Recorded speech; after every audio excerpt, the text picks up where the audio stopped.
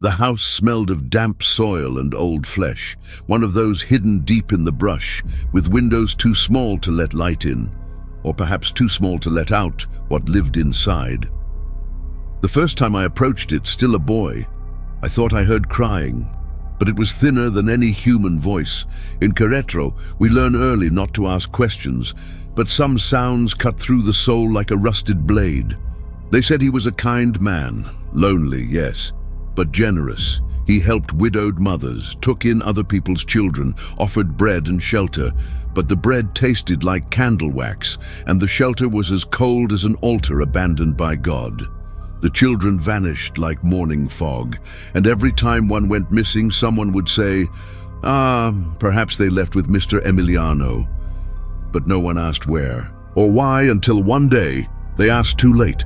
It all began with Mateo's disappearance. He was 6, straw-colored hair, quick to smile. His mother, a farmer's wife, let him play near the old well while she sold eggs in the square. He was too small to go far, but too big to be carried off by the wind. When he didn't come home, they searched the fields, the trails, even inside the dry riverbed, but not even a sandal was found. 2 days later, it was Lucia, then Juanito, then Teresa. The town began to feel smaller and emptier. Mothers stopped laughing at the market. Men prayed with their heads low, as if guilty for still being alive. And the question no one dared to ask out loud was always the same. Were they running away or being taken? We had no newspapers in the village. News spread mouth to mouth, each whisper shakier than the last. 1 missing child was a tragedy. 2 was a strange accident. But 5, in less than 2 months. That wasn't coincidence. It was a call, and no one wanted to answer. Authorities arrived from San Juan with horses and promises, but the policemen seemed more concerned with calming the town than searching for bodies. They stayed 3 days, knocked on doors, wrote down names. In the end, they claimed it was the work of coyotes. Coyotes that took children without leaving blood, without a single scratch. The answer felt rehearsed, and everything went quiet again, except the wind, when mothers dreamed their children still knocked at the door. I first heard of Emiliano during one of those whispered conversations near the church fountain, where old women exchanged rosaries and rumors. He helps the mothers with nowhere to go, said one. He takes in children and raises them as his own. The other replied more softly, yes, but only until a certain age. That stuck in my mind like a splinter under the nail. No one knew exactly where he lived, only that it was far, deep in the hills, along a path no one had used since the last fever. No one spoke ill of him, but no one really knew him either, and when the names of the missing children started matching the ones he had taken in, silence turned to fear, the fear of being right. Querétaro, back then, felt like a place outside of time. Houses made of thick adobe, built to store secrets. Dust moved on its own, and faith was what kept us standing, or trapped. Most families were deeply devout to the point of blindness. Handing a child over to someone who promised care and prayer wasn't seen as abandonment. It was an act of faith, a humble offering, and Emiliano seemed to know this. He attended Mass, hands folded, eyes down. He never raised his voice, never asked for anything, but little by little the more desperate mothers approached him and left with empty arms and tearful gratitude, and those of us watching from afar couldn't tell if it was hope or hypnosis. At school, the teacher stopped doing roll call. Mateo's seat sat empty for weeks. Then it was removed. The principal said it was to avoid traumatizing the other students. But we all knew the truth. No one expected them to return. The strangest part was how adults stopped saying their names, as if forgetting them could protect the rest, as if speaking would reopen the wound. But I wrote them down. On scraps of paper, behind books, in the back of drawers, every name, age, street. I didn't know why, but I felt it would matter one day, like a list of ghosts with unfinished business. When the town fair was cancelled for collective mourning, I knew something had snapped. It wasn't just grief, it was thicker, rotten. like the earth itself knew what was happening and felt ashamed. The church bells stopped ringing on certain days. They said it was a mechanical fault, but I think it was choice. No one wanted to mark time when time only brought more absence. And in the square where children once ran, now only dry branches remained, and a wind that seemed to carry swallowed words. They were given, the wind whispered, and no one will come for them. One night, I heard footsteps outside my window, not light like a child's, not firm like a man's, hesitant like the feet weren't sure where to land. I peeked through the curtain, and I swear there was a figure, small, standing with its back turned, as if waiting for something that would never come. I didn't knock, didn't scream, didn't breathe, just watched. And when I blinked, it was gone. The next day, I told Teresa's mother. She gripped my wrist and said, "That happens when they're about to give up." I didn't understand, but I knew that what I saw wasn't just longing, it was a plea. Some began saying the children had run off by choice, that Emiliano offered shelter and they stayed willingly, but no one ever saw them again. No letters, no clues, just traces. A button here, a headless doll there, as if they were leaving signs or were taken in a rush. Once, a drunken old man claimed he saw a line of little ones heading into the woods, led by a man in a wide-brimmed hat. They said he was delusional, but when he described the clothes, worn boots, black overcoat, and a rosary made of bones, we knew he was describing someone real, or something worse. The church tried to intervene quietly. A young priest, newly arrived from Guadalajara, went to visit Emiliano's home. He returned silent, literally. He didn't speak another word, and not even in confession. He was sent away weeks later, diagnosed with spiritual disorder. But before he left, he wrote something on the back of a sermon page. Just 3 words, "They don't sleep." No one knew what it meant. But from then on, the disappearances stopped. For a little while, as if the house had filled up. The rumors became routine, and routine became numbness. People no longer cried for the missing.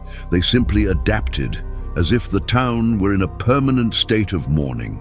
Emiliano still walked among us, discreet, respectable. Mothers still smiled at him. Priests still blessed him.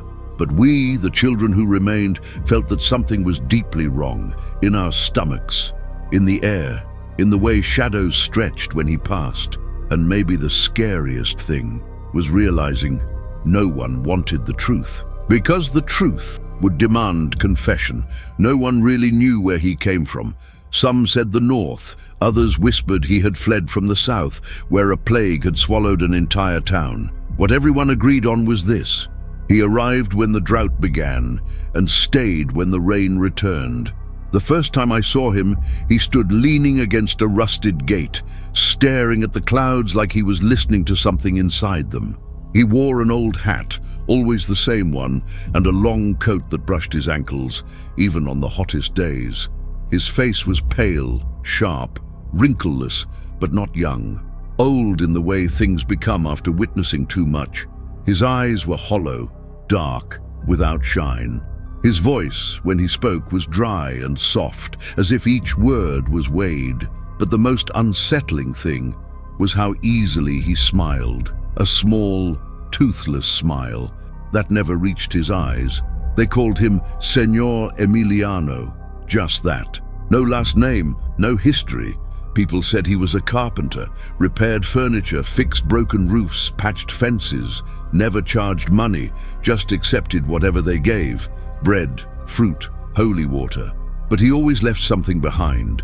A small wooden cross, no name, no date. They said it was a gesture of kindness. But one day, I counted how many of those crosses were scattered around the village, and realized the number matched the missing children. Coincidence? Maybe. But ever since, every time I saw one of those crosses, something inside me shrank, like an invisible reminder. He had been here. He had a way of becoming invisible, always present, but no one remembered seeing him arrive. He would be in church, helping set up pews, at the market holding baskets for old women. He was there, and yet not there. When we tried to recall his words, they slipped away, as if his voice evaporated after being heard. People trusted him because he never asked for anything. He just listened, just smiled, and somehow that gave them peace. But there was something behind that silence, as if he was always waiting, and what he was waiting for was never clear. The children who went with him were never seen again, but their mothers swore they were well cared for, said he was gentle, that he taught prayers, gave them warm soup, told bedtime stories. One even claimed her daughter had transformed after living with him, more obedient, quieter, more pure. That scared me more than any other story. What kind of purity comes from absolute isolation? What kind of transformation happens in the dark? Parents chose not to see because it was easier to believe in a savior than in a predator. There was something about the way he moved that didn't match his body.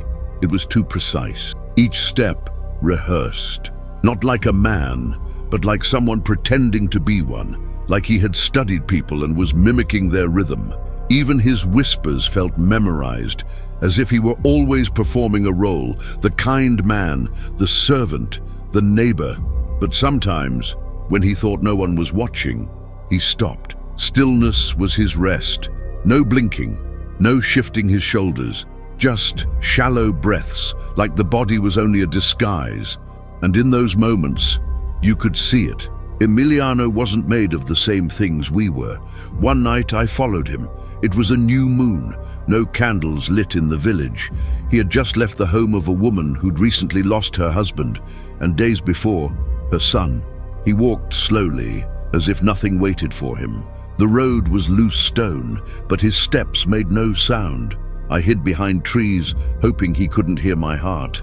Then he stopped, looked up at the sky for a long time, then removed his hat, knelt and began to speak, but not in Spanish. It was another language, harsh, muffled, as if coming from deep underground. I froze. When he rose, he turned toward where I was hidden and smiled. I ran home that night, my feet filthy, my stomach twisted. I told no one what I saw, not out of fear, but because I knew no one would believe me. There was no proof, no logic, only that feeling that he had seen me, recognized me, and spared me. Why? I never knew. Maybe it wasn't my time, or maybe he already knew me. Since then, he looked at me differently, in the streets, at mass. A gaze not of someone seeing, but someone who has already decided. And I, not understanding, carried that look in my bones, a warning or a mark. He had no family.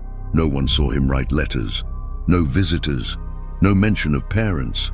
It was like he had emerged from the soil itself. The oldest villagers said someone like him had appeared decades earlier, with a different name in a different time. Also quiet, also generous, also surrounded by disappearances. Could it have been the same man? A person who doesn't age, or maybe just the mold, and others like him would come after.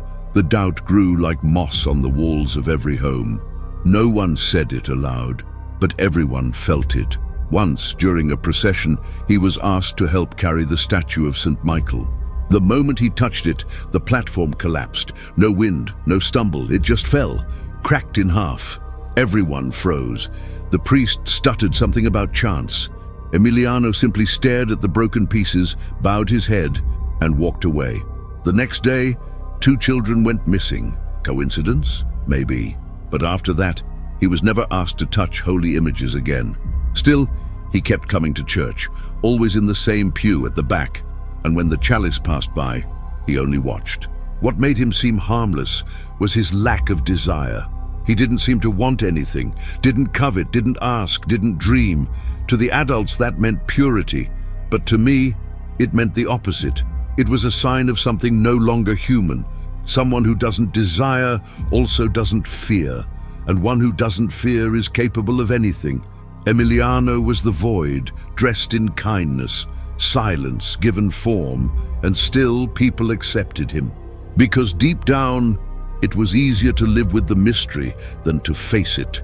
The house stood at the end of a forgotten road. No one went that way without reason. The trail was covered in thorns, dry mud, and stones that seemed to sigh when stepped on. They said the land had been cursed long ago when a priest tried to build a chapel there and fell ill before he could finish. The house itself was made of dark adobe, nearly black, coated in moss and broken tiles. But it was the shape of the structure that disturbed people. Asymmetrical, the windows were too small, placed at odd heights, and the roof sloped inward, like it wanted to collapse onto itself. No one knew how many rooms there were.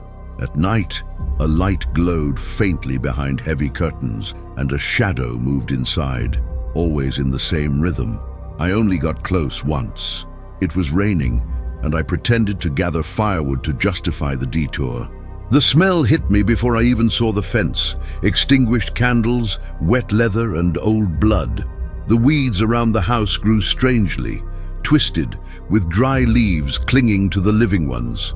The gate hung open, but the rusted chain looked new. On the clothesline, small garments swayed, children's clothes, but there was no sound, no footsteps, no laughter, no crying, just the drip of water from a broken tile falling on the same patch of mud. It was as if the house breathed, as if it waited, and even while still, it seemed to know I was watching. The nearest neighbors, nearly a kilometer away, said they often saw smoke rising from the chimney in the early hours. Sometimes they heard sounds, but not human ones. Pops, muffled chants, something that could have been prayer or mourning. No one went up there, not out of curiosity, not even out of urgency. It was as if the whole town had a silent pact. Leave that house alone. Pretend it wasn't there. One woman claimed to have seen Emiliano with 3 children in the yard.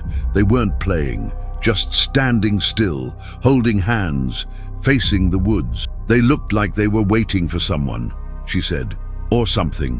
When she blinked, they were gone. The house's architecture didn't follow any local pattern. While most homes had wide windows to ease the heat, this one let in almost no light. Thick beams were nailed outside the walls, as if to hold something in. The steps leading up to the door were uneven, worn down in the middle, like small feet had climbed them over and over again. On misty mornings, footprints would appear around the house. Tiny, bare. Some started from nowhere and vanished just as quickly, as if whoever walked there wasn't trying to go anywhere, just circling, repeating, like a ritual. Behind the house was a shed covered with rotting canvas. No one knew what was inside. Some said it held wood, others that it was the children's room, but no child was ever seen going in or out, only Emiliano. And when he emerged, he always carried something. Dark cloths, buckets, or sacks he burned shortly after in a fire pit behind the house. The smoke had a strange smell that clung to your throat. Once, a dog got too close, sniffed the fence, barked once, and ran, howling. The next morning, it was found dead, eyes open, as if it had seen something and couldn't unsee it. What lay inside the house was mostly a mystery. One of the few who had ever been inside was a midwife, Doña Clara. Emiliano had called her to help with a sick child.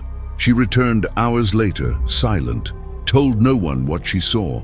Days after, she left town without warning, left behind everything, even her own daughter. A month later, she was found dead along a dirt road miles away. In her pocket, a rosary and a torn letter that read only, "They don't sleep, they wait." After that, no one ever accepted an invitation into that house, not even the desperate. Strangely, the house never seemed to age. The walls didn't crumble. The roof never fell. No plant died near it, but none truly thrived either. It was as if the land was paused, suspended. Even the seasons acted differently around it. When it rained, only mist surrounded the house. When the sun blazed, its shadow stretched farther than it should. Time didn't seem to enter or leave. And Emiliano, though aged, never truly aged. His clothes were always the same, his steps identical, and even when sickness spread through the village, he never coughed, never limped, as if he was beyond the body. At night, we sometimes saw lights inside. Not firelight, not candles, a dull glow pulsing like a heartbeat. always from the same room, the one in the back, near the shed. Those were the nights when the dogs howled, chickens wouldn't lay, children ran fevers for no reason, and old women prayed themselves to sleep. Someone once tried to take a photo of the house. The image came out blank, just a smudge of darkness where walls should have been. The photographer quit his work days later, said no lens could capture what didn't want to be seen. Even so, some defended Emiliano, said he was just a lonely man, devout, wrongfully judged, that the house was old, yes, but clean, that the sounds were wind, the smells from the earth, the lights, imagination.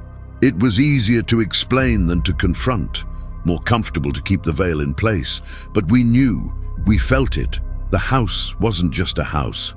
It was a body, a womb, a cathedral without an altar, built to contain something.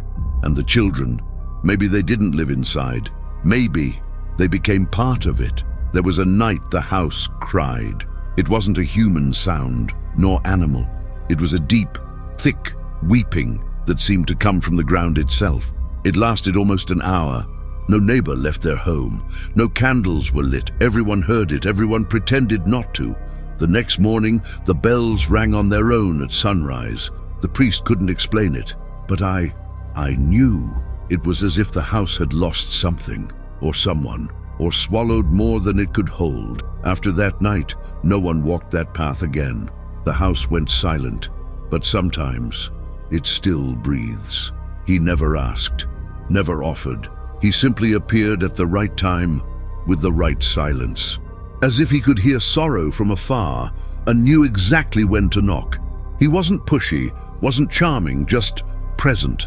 I heard dozens of stories, and everyone started the same way.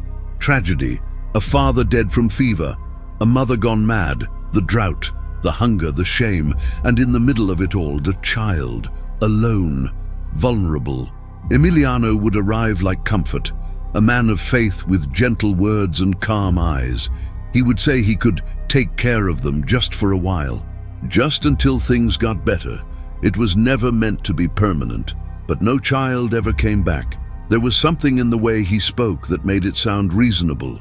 He didn't persuade through emotion. He used guilt. He'd say things like, "A child needs food and prayer, not empty promises." Or, "God punishes parents who keep their children close to suffering." His words stung because they felt true. The mothers, crushed by grief and poverty, believed they were being kind by letting their children go. They thought they were saving them, and sometimes they smiled afterward. "She's with someone better than me now," they'd say. I never understood how someone could smile after that, but later I learned it wasn't peace, it was relief. He didn't convince through arguments. He convinced through absence, absence of pressure, absence of demand. He listened, waited, let time do the work for him. He began visiting the homes often, always bringing something, a basket, a candle, a blessing. He started calling the children by name, then asking if they slept well, if they were afraid of the dark. Slowly, he became part of their routine, until his name no longer sounded strange, but familiar. Uncle Emiliano, the man who prayed, the man who listened. And by the time the mother finally gave in, the child already trusted him more than herself. He knew exactly which children to take. Never the loud ones, never the unruly. He chose the quiet ones, the sensitive, the ones who looked at the ground when they spoke, the ones who saw things adults pretended not to. Once, I heard an older sister say her little sibling saw shadows near the river and called them the children who left with the man in the long coat. No one believed her. They laughed. But when the little one vanished too, the sister said the girl used to say Emiliano was made of silence. Those kinds of children he found easily, as if they were calling for him, as if their fear spoke his language. Some mothers didn't give in. He never pressured, just returned, weeks later. And somehow, when he came back, something had changed. A death, a debt, an accident. As if time itself bent in his favor. As if life made room for him. One man fell from a roof and died. The wife with 4 children and no food surrendered. A woman was accused of theft and threatened with exile. Emiliano offered help and took her youngest. Sometimes he didn't even knock, he just appeared, and the mother would look at the child and know, as if something between them had already been decided, without words, without a chance. What disturbed me most was how he used faith. He said the children would serve God in a different way, that they were fulfilling something they didn't understand, but was necessary, and many priests didn't question him. Some even blessed him before he left with the children. It was as if he knew something older than the church, a language more ancient, a commandment older than the cross itself. He quoted verses that didn't exist, used names no one had heard before, and still believers would weep, a faith that bypassed logic and burned the doubt before it could be born. Sometimes children came back to say goodbye, just once, without knowing it was goodbye. They hugged siblings, gave away toys, smiled, said things like, "I'm going somewhere nice," or "Uncle says there's no cold there." They truly believed it, or worse, they knew something we didn't. Some cried, but not out of fear, out of early grief, as if they were already mourning life before leaving it. And we, the ones left behind, felt a silence heavier than death, a silence that seemed to have weight, a grief with no funeral. None of the mothers received letters. No child was seen in nearby towns. There were no adoption papers, no official transfers. Everything was verbal, everything in shadow. Emiliano said he didn't trust paper, that what's sacred isn't written, it's lived. When the authorities asked questions, he welcomed them kindly, offered water, showed his garden, his religious books, and said, "The children, they're on a mission." And no one asked what that mission was, because the way he said it made it feel too sacred to desecrate with questions. Once, a father tried to stop him. He was an outsider, didn't know Emiliano. When he found out his wife had handed over their daughter, he stormed to the house shouting, broke the gate, pounded the door, and then he stopped, just stopped. They say Emiliano never even opened it, just stood behind the wood, reciting something, and the man fell to his knees. When he returned to town, he was different, shaved his head, sold everything, entered a monastery, never spoke his daughter's name again. It was like he'd been emptied, as if whatever he saw or heard had torn the last thread of fatherhood from him. Over time, some mothers began offering their children, not out of cruelty, but faith. They said the world was filthy, that the village was cursed, and Emiliano was salvation. A quiet belief took root, without name, without altar. The mothers met in silence, dressed in dark clothes, praying chants not found in the Bible. They sang low, like a lament, and at the end, they left white cloths on Emiliano's wall. That was the signal, and he understood. He knew which home to enter, which child to take. Faith did the work for him. For years, no one dared call it sacrifice. It was as if naming it would make it real and filthier. But when the stories began repeating, same dates, same strange behaviors, same carved symbols on Emiliano's little crosses, the word started to whisper, first among the youth, then among older priests. One in confession said he had read of pre-Christian practices performed by rogue monks in the mountains, hidden cults, blood rites, children offered to keep the soil fertile. When asked what book he found it in, he simply closed his eyes and said, "It wasn't a book, it was a mirror." Emiliano spoke names no one recognized, spoke of beings with many eyes, of angels older than time, of judgment that would not happen in heaven, but underground. Some mothers said that in their children's final days, they began drawing strange symbols, a circle split by bones, an upside-down triangle inside a cross. They didn't learn that in school, nor in church. When the drawings were burned, the smoke didn't rise. It spread, as if refusing to leave. One mother buried the paper. The next morning, dozens of identical copies were scattered in her yard, as if the idea no longer belonged to her alone. There were rumors of a forgotten sect, older than colonization, mixing Christian elements with ancient rites of the land. They spoke of child offerings not as punishment, but as planting. The children weren't killed, they were sown, given to feed something sleeping beneath the earth, something that moved slowly and only stirred when the world forgot. According to this belief, when adults distanced themselves from pain, the world had to be reminded of its promise. And promises made in blood, they said, don't die, they sleep. Emiliano's house may have been just the altar for a pact older than him, older than the village, older than the name of God. On some nights, he lit black candles, placed them in a circle in the yard, always in the same spot. The children stood silently at the center, eyes closed, no tears, no smiles, just waiting. A neighbor claimed to have seen one of these rituals hiding in the brush. He swore there were more shadows than bodies, as if something else was there, but unseen, as if the fire summoned presences. The flames trembled without wind, he said, and the air smelled like spoiled milk. After that, he vanished for 2 weeks. When he came back, he no longer spoke. Sometimes he slept, standing. Emiliano spoke often of purity, but not moral purity, not Christian virtue, something rougher, older. He said children, being so young, were still close to the beginning, but that when they neared the end, they completed a cycle, and that cycle fed something. It's not sacrifice, he once said, it's return, as if children belonged to something else and were only on loan, as if our existence was a mistake, and they, when taken, were merely going back. It was as strange as it was precise.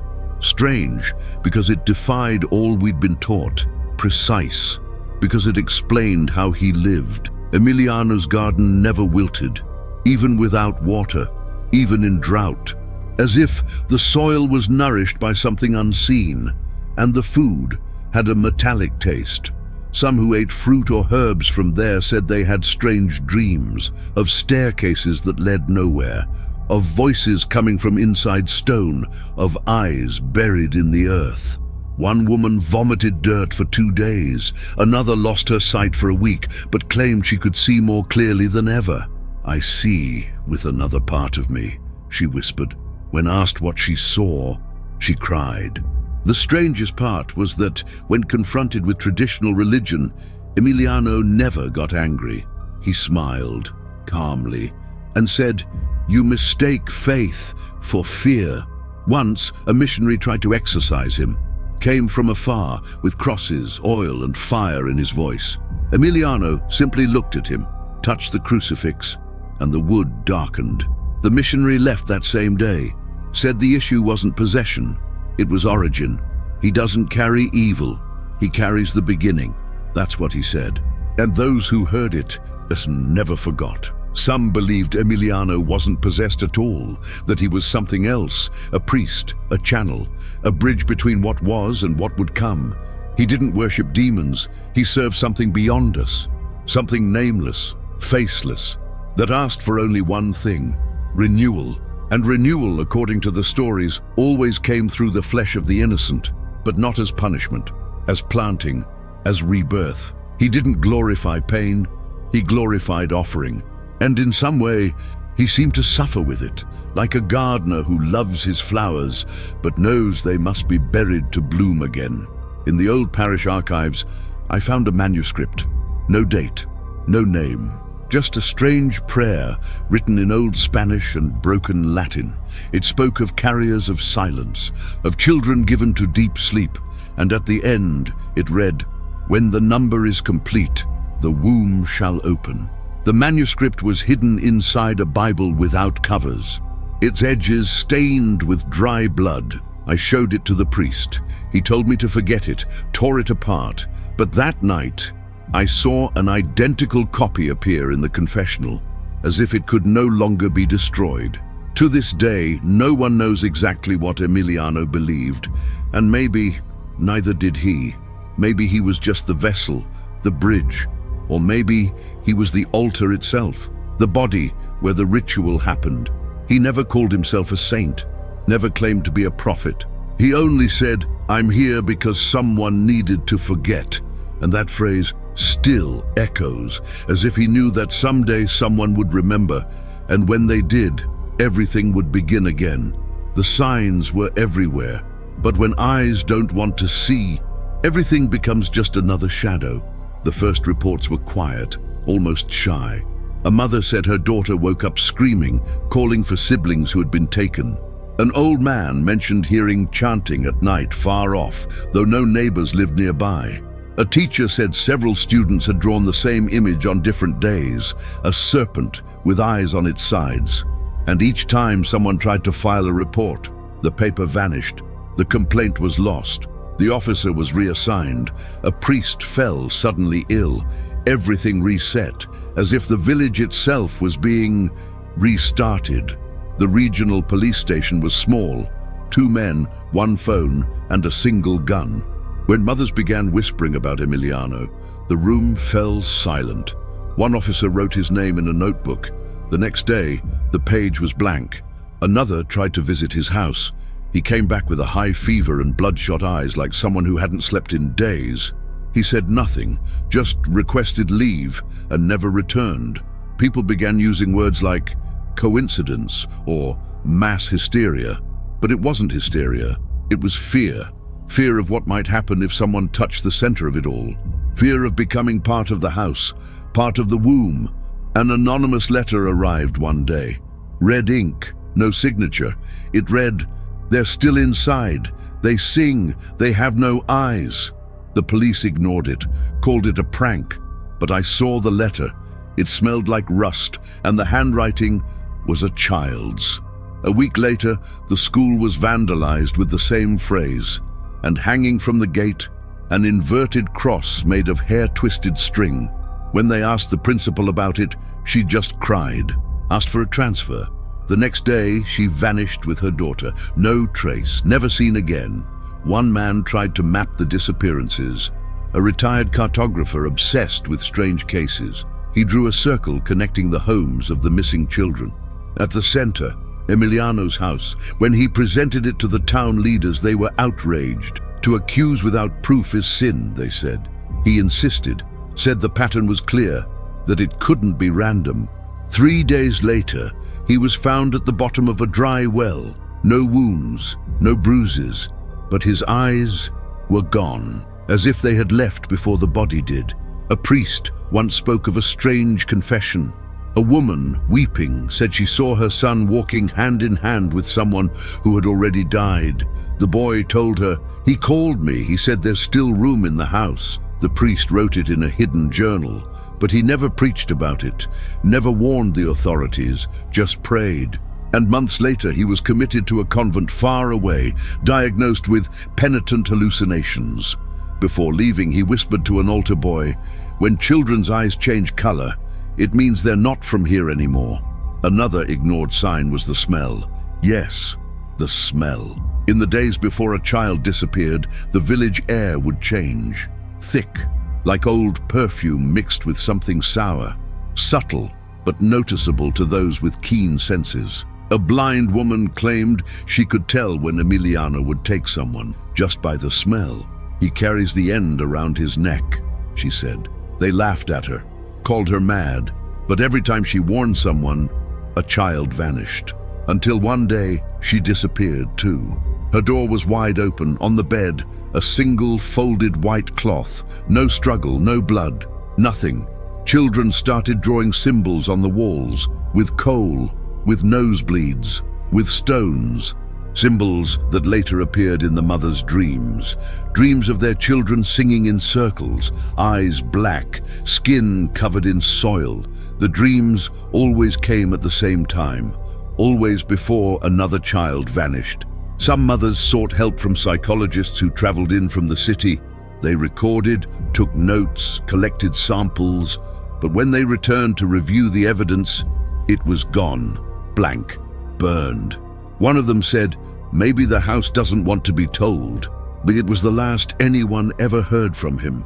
One of Emiliano's neighbors claimed to hear screams at night, children's screams, but coming from beneath the house, as if there was a cellar or something buried. She called the police.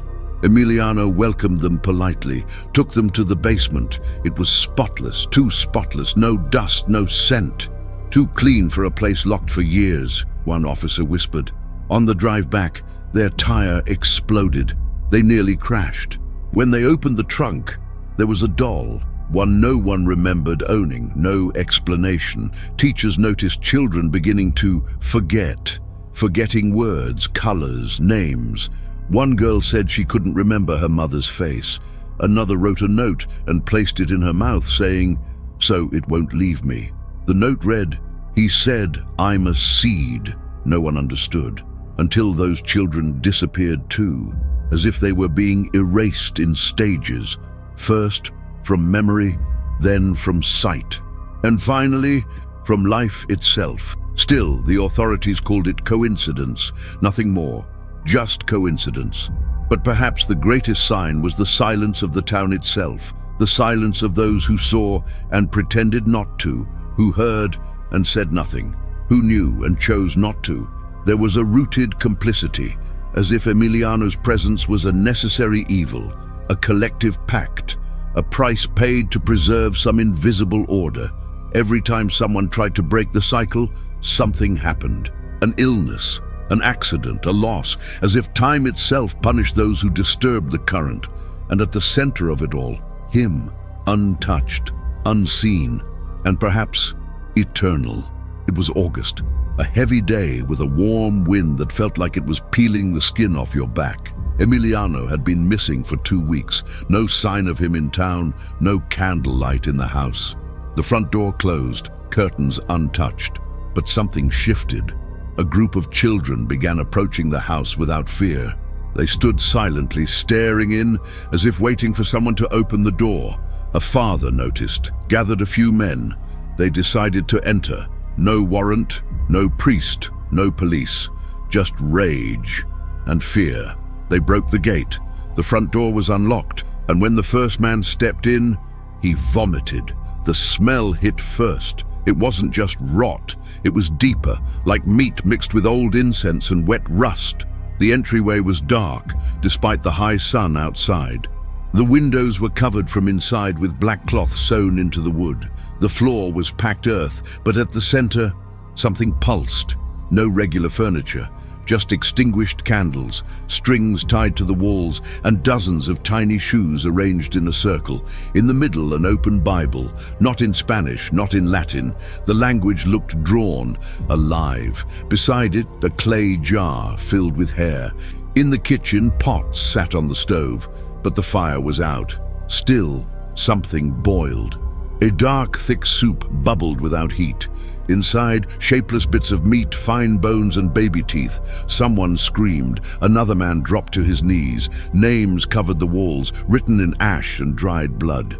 Names of the missing, in rows, with dates, and beside each one, the same word repeated, delivered. The back room was locked, the only closed door in the house. No one wanted to open it, but something inside was breathing. The youngest among them stepped forward. A boy who had lost his sister years before. He picked up a hoe, broke the handle, pushed the door open, and for a moment, no one breathed. The air in that room was thick, still, like invisible liquid.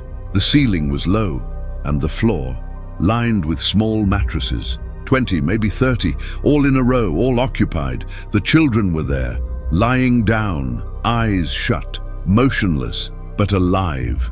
The young man touched one. Her hand was warm, soft, but her eyes didn't move. It was as if they were in some ancient sleep, a sleep without end. Someone tried to wake them, shouted, shook them. Nothing, no twitch, no sound. But the most disturbing thing was the ceiling, painted in charcoal and blood, a symbol no one recognized. Beneath it, a phrase, "Do not wake them, they are still growing." The children were pale, but unharmed. Some held objects, a toy, a rock, a folded note. They were breathing, but not like us. Slow, deep, as if their bodies followed other rules, as if their souls were elsewhere. On the back wall there was a trap door. The wood was newer than the rest of the house. The group hesitated, but opened it. The stairs went down for meters, and the air dropped with them, cold, thick with old moisture. At the bottom, silence. Just a room dug into the earth, walls of raw stone. In the center, a kind of altar, or nest, made of animal bones and children's cloth. All around it, tiny skulls, far too small to be adult, all placed in a circle. And in the middle, a deep pit, black, alive. One of the men dropped a stone inside, but no sound came back. Then something moved, not in the basement, but in the house. A creak, a step. They rushed up, but the front door was locked from the inside, barred by a wooden cross.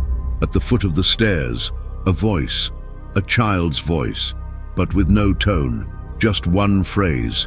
"He's not done yet." The candles lit themselves. One by one, the men collapsed. When they awoke, it was night.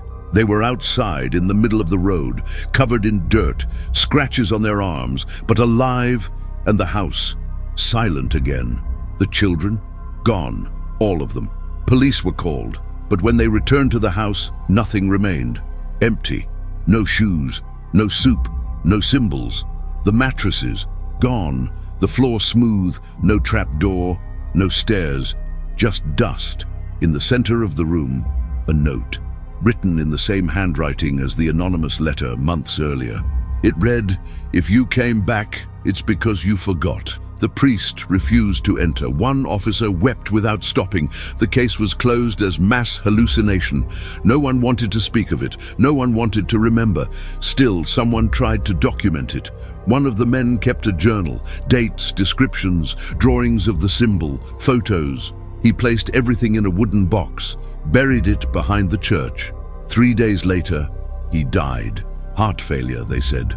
When they searched for the box, the earth had been disturbed, as if someone had already dug it up. In its place, a small, nameless cross, identical to the ones Emiliano left behind.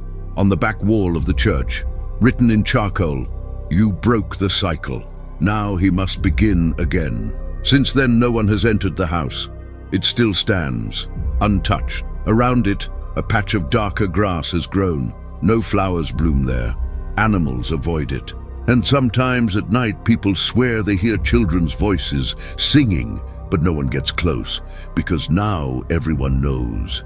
It's no longer about searching, it's about waiting, because what was found there did not end. It only went to sleep. There was no trial, because there was no Emiliano. After the house was entered, he was nowhere to be found. No trace, no body, no footprints, just the echo of what had been seen, and the question of what was truly being looked for. The police opened an investigation just for protocol. They claimed he had fled, maybe slipped onto a night cart, maybe crossed the border. But the truth, no one saw him leave, or arrive, or even exist. Records mentioning his name, baptism, donations, census, vanished. It was as if he had been erased, not from memory but from time. Some said he was never a man, that he was an ancient name wearing human skin, that the body was just a bridge to something deeper, darker. Others swore they saw him walking along the road days later, a figure in a wide hat, light footsteps. But whenever they tried to approach, he vanished. One officer claimed to have arrested Emiliano years earlier for theft, but when the records were checked, the file was blank. "But I'd recognize him anywhere," he said, "and he hasn't aged a day." The comment was dismissed as delusion. The officer was placed on leave for emotional distress. The village fell into a state of suspension. Everyone waited for something, a confession, a letter, a body, but nothing came. Only the weight of what couldn't be spoken aloud. The mothers whose children returned from the house stopped speaking altogether. Literally, they no longer formed words, just whispered ancient prayers in forgotten tongues. Those who had willingly given up their children moved away. They left notes with the same phrase, "The mission is complete." He fulfilled it. No address, no goodbye, just silence. As if the ending had been prearranged, the church tried to perform a massive cleansing, to bless the town, to seal whatever had been opened. But on the morning of the ritual, the altar was covered in ash. The chalice shattered, and a scent of extinguished candles filled the temple. The priest, shaken, tried to pray, but no sound came out. He raised his hands, and on his palms there were crosses, not drawn in blood, burned in. "This is heresy," they said, but no one approached him. He was isolated, committed, and to this day he repeats one sentence while staring into nothing. "He walked past me, and I didn't see him." No newspaper covered it, no official report was filed. It was as if the whole thing had been swallowed by a collective fog. But the rumors spread. A child was found wandering in a nearby village, saying the man with the crosses would be back soon.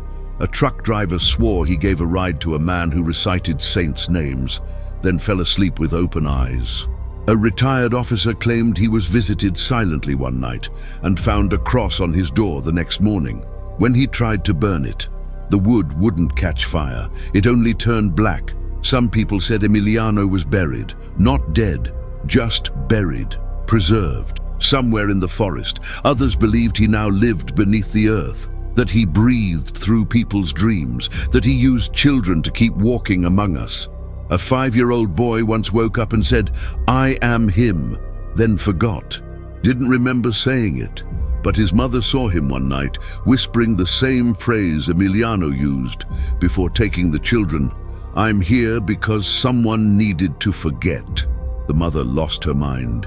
She was committed, and the child vanished weeks later. The closest thing to justice came when they tried to destroy the house. The mayor approved it after pressure from locals. Workers arrived with sledgehammers, fire, but the house resisted. The wood didn't break, the walls reformed. The fire wouldn't catch. One man trying to open a window collapsed, fell to the ground, whispering, "He's watching." The others fled. The house remained untouched, and since then no one has tried again, because it became clear that wasn't a building, it was a presence. A state judge wanted to reopen the case, claimed there were serious failures, omissions, signs of cover-up, began investigating on his own. 3 weeks later, he vanished. His car was found on the shoulder of an empty road. Door open, engine running. In the back seat, a cross. Hanging from the rearview mirror, a child's shoe. No signs of violence, just the overwhelming sense that someone had stopped fighting something far greater. Since then, no one has dared touch the case, not even to deny it. Some still swear Emiliano walks among us, that he changes names, faces, towns, that he's always where the silence is thickest, where parents are too tired to fight, where faith has turned into fear. He doesn't need a house anymore, because now he lives in the stories, in the ignored warnings, in children who stare too long, and in adults who pretend not to see. Emiliano became an idea, and ideas, when fed, don't die. And maybe the greatest punishment is the absence, the emptiness where justice should be, the silence where a name should live, the permanence where an ending should rest. Emiliano wasn't arrested, wasn't tried, wasn't killed, because maybe he was never a man. Just the perfect shape of what we refuse to see, and what we refuse to see never stops watching. The town was never the same, not because something was destroyed, but because something had been uncovered and couldn't be undone.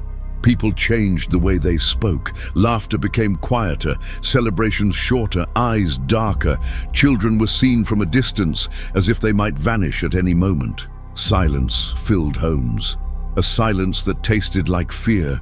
Church bells still rang, but always slightly off-key. The plaza emptied out. Mothers gripped their children's arms tighter when walking past the old house. And even without looking, they knew it was still there, waiting. Schools started closing earlier. Teachers, once lively, now taught in a rush, as if time inside the classroom had become dangerous. Some rooms stayed empty, not from lack of students, but because no one wanted to enter them. One in particular, at the end of the hall, was locked forever. Legend says a girl smiled through an entire class, and by the end, was gone. No one noticed her leave. Inside her backpack was a small cross made of broken pencils, and a note, "The harvest will return." Nothing was proven, but no one ever forgot. The old men in town say that after the case, time started acting strange. Clocks broke without cause. Roosters crowed too early. Some nights stretched on longer than they should. As if the town had been pulled out of normal time, births slowed down, baptisms too, and funerals were held without wakes. Bury them quick, they'd say, before it's too late. Too late for what? No one knew, but everyone felt it. Something hovered over the cemetery, something that didn't like to be watched. Churches began closing their doors earlier. Some never opened again. They said the statues cried at night, that candles snuffed themselves out, that pews creaked under invisible weight. One priest vanished in the middle of Mass. The chalice fell. He was just gone. Only the Bible remained open, with a phrase written in red ink across the altar, "The womb still beats." After that, weddings slowed, confessions faded, and faith became whisper. No one prayed aloud, because in that place, even prayer felt like a summons to something that should stay asleep. The town's sounds changed too. At night, footsteps echoed in the plaza. Whispers slid along the walls. Children's laughter came from places where no child stood. A woman swears she saw a row of tiny shoes walking on their own down the street, guided by something unseen.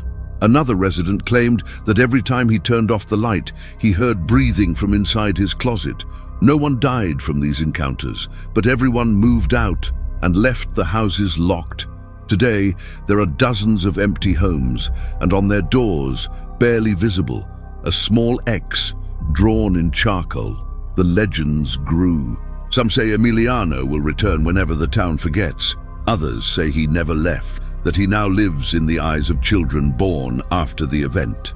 Eyes that don't blink right, they say, and truthfully, some kids do stare too much at the dark, at the dirt, at the empty house. They remember, the elders whisper, remember things they never lived, as if they carry the memory of something else. Another time, another cycle, and whenever someone brings this up, the wind changes direction, as if the air itself doesn't want to hear it. Unspoken rules emerged. People began avoiding certain paths. No one walks alone after 9. No one looks directly at the house. No one plays hide and seek near the woods. No white candles are lit on new moons. There's no reason behind these rules, but they are obeyed. And when newcomers arrive, they learn quickly, because ignoring them brings consequences. Small ones, sometimes. A fainting spell, a missing pet, a forgotten name. But in some cases, something worse. Something no one can explain, nor wants to. The youth started leaving. Once curious young people now fled to nearby cities, places with more noise, more motion, more distractions. "The silence here screams too loud," a girl once said. "You hear what you shouldn't." Those who stayed, changed, spoke less, dreamed less, even smiled less. It's like the town became stuck in a time that doesn't move, in grief that never ends. Not for what was lost, but for what still remains, untouched but alive. Even so, some believe the town was chosen, that it survived because it gave in, that it fulfilled a sacred role, however horrible. "Querétaro is both womb and tomb," wrote a local poet.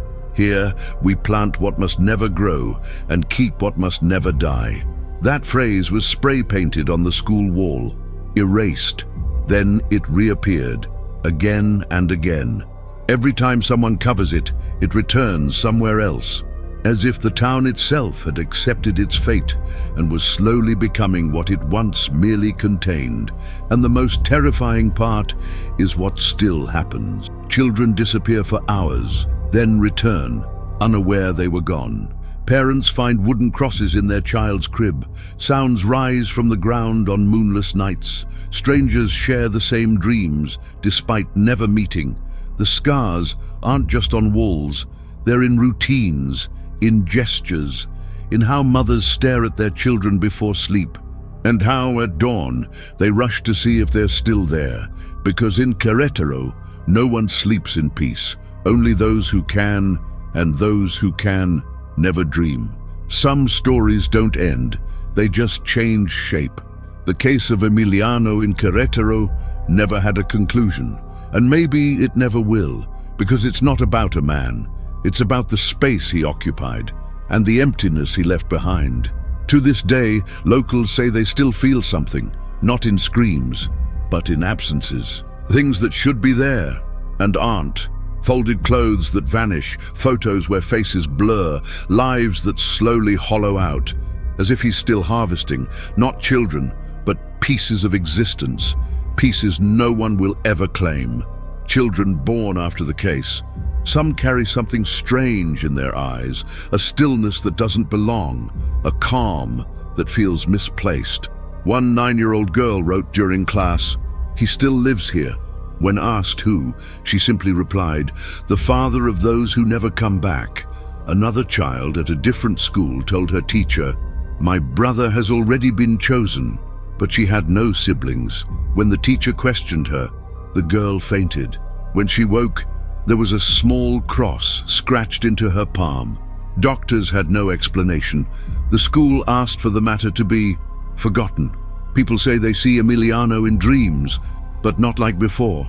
Now he appears as a shadow, a wall, a shape. An evangelical pastor from another city dreamed that his entire church was swallowed by dark roots. In the center, a man with eyes too wide open. He woke up screaming, and on the church altar that morning was a pair of children's shoes. No one knew how they got there. No one wanted to investigate because the dream was shared. Other members described the same vision, as if he was reminding them that he still exists. The strangest part is the dates. Every time a child goes missing in Querétaro or nearby, someone notices. It falls on a key date. The day of the house invasion, the anniversary of the first child taken, the day the mass was interrupted, as if time itself has its own rituals, its own calendar. As if the harvest follows an invisible schedule. No one talks about it openly. But some mark the days with salt at their doorways. Others sleep outside town. Some send their children far away. As if, by instinct, they know. Something is still moving, and it hasn't stopped. Psychics and seers avoid the name. They say that when it's spoken aloud, something shifts. A strange wind enters, a window cracks, a clock stops. "Don't say his name," warned a woman at the market. "He hears, and he doesn't like it." A few researchers tried to make documentaries, reports, podcasts. Most gave up. Files disappeared. Audio corrupted. Cameras failed. One crew from outside tried to film the house. The footage showed only fog, even on a clear day. And in the audio, a child's voice singing in reverse. The disappearances never fully stopped. There's always a case. A child who doesn't return, a name that vanishes from a list. But newspapers don't report it. Authorities don't investigate. It's as if they've learned the lesson or made a deal. Best to leave it, they say. Best to forget. But forgetting doesn't mean erasing. It means letting something continue. Quiet, untouched, untouchable. And that is exactly what he wants. In town, few speak about the house. Some say it rotted from the inside. Others claim it's stronger than ever. One man said he saw a woman emerge from it, pregnant. She didn't speak, just smiled, then vanished. No one could confirm it. But weeks later, small footprints were found in the mud around the house, with no origin, no direction, just traces, as if someone came out to play and went back in. The local museum keeps a few items from the case, in secret. A pair of shoes, a notebook filled with senseless phrases, a wooden symbol. None of it is on display. They're locked in a vault, behind 3 keys. But once a year, someone hears sounds coming from the sealed room, faint noises, tapping, laughter, muffled crying. They've changed the vault, the room, the building, but the sounds always return, as if the objects aren't memories, but portals, fragile, open, and each time more active. Tourists sometimes show up, fascinated by the story. They try to get close to the house, take pictures, film videos. Most feel nothing, but some faint, have nightmares, lose objects they were holding seconds earlier. A woman dropped a necklace and never found it again. A man filmed himself, but in the footage behind him stood a child who wasn't there. After that, he never returned, never spoke about what he felt. He just said, "He saw me, and I saw him seeing." And in the end, maybe that's what remains. The sense that something alive and still walks among us, that it doesn't need to show itself because it's already been seen, that it doesn't need to explain because it's already been felt. Emiliano is more than a name, more than a case, more than a legend. He's the echo of what we choose to ignore, the seed of what we bury, but keeps growing. And as long as there is a child alone, a forgotten cross, a muffled song, he will be there, watching, waiting, and perhaps choosing again. If this story sent chills down your spine, drop a comment below and tell us where you're watching from. Leave a like if you felt the weight of the silence that still lingers over Querétaro, and share this video with someone who would love to uncover this mystery before it chooses someone else.